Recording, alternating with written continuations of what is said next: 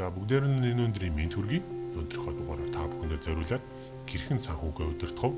Хэрхэн хуримтлал бий болох вэ гэдэгтээ зөвлөгөө өгөх зорилгоор 50-30-24-ийн талаар бол бэлтгэлээ. За 50-30-24-ийн талаар та өмнө нь сонсч байсан ба.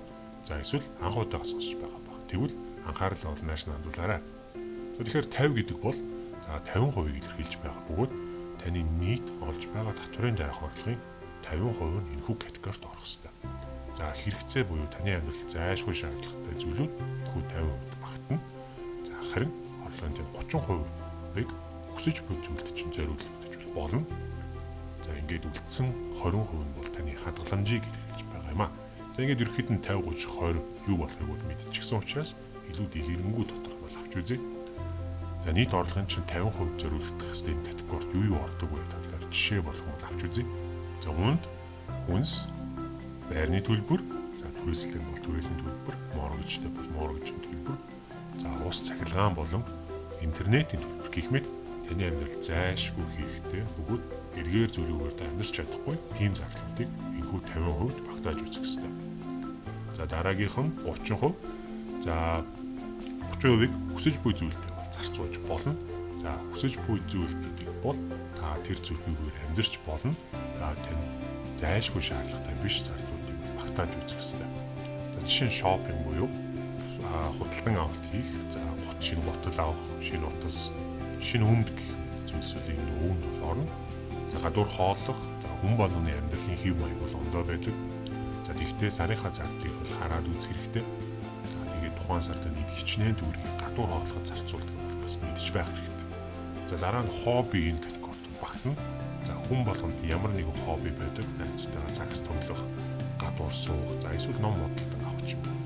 Чамайг аз жаргалтай болгодог бүх зүйл хобби категорид багтана гэдгийг бол санаарай. За мөн гадагшаа аяллаар явах бол 30% багтах ёстой. За магадгүй бичлэг үзэж байгаа хүмүүс би энийг мэдэн штэ хитрхийн энгийн зүйл яриад байна гэж бодож магадгүй. Тэгэхдээ яг сарынхаа зардлыг өмнөө гаргаж байгаад орлогынхоо хэдэн хувийг би юунд зарцуулаад байна вэ гэдгийг бичиж гаргаад үзээрэй гэж зөвлөмөр байна. За ингэснээр хэрэгцээгүй зүйл хичнээн хэмжээний мөнгө зарцуулж байгаа бол олж мэдэх ёстой бөгөөд дараагийн сараас эхлэн тэрхүү зардлаа багасгах хэрэгтэй байгаагаа олж мэдэх боломжтой. За ингээд сүүлийн 20%-ийг хадгаламж категорид бол багтаана. За үүн дотор зөвхөн хадгаламжийн дас гэхээсээ илүү дотор нь бол салгаж үзэх хэрэгтэй. За нэгдүгээр гинтийн зүйл тохиолдоход хэрэглэгдэх данс байх хэрэгтэй. Жишээ нь за хэрвээ та ажилласаа халагдсан эсвэл ажилласаа гарвал энэхүү дансныхаа тусламжтайгаар ойролцоогоор 6 сар ажил хийхгүйгээр амьдрах боломжтой байх хэмжээний мөнгийг энэ дансандаа бол байлгах хэрэгтэй.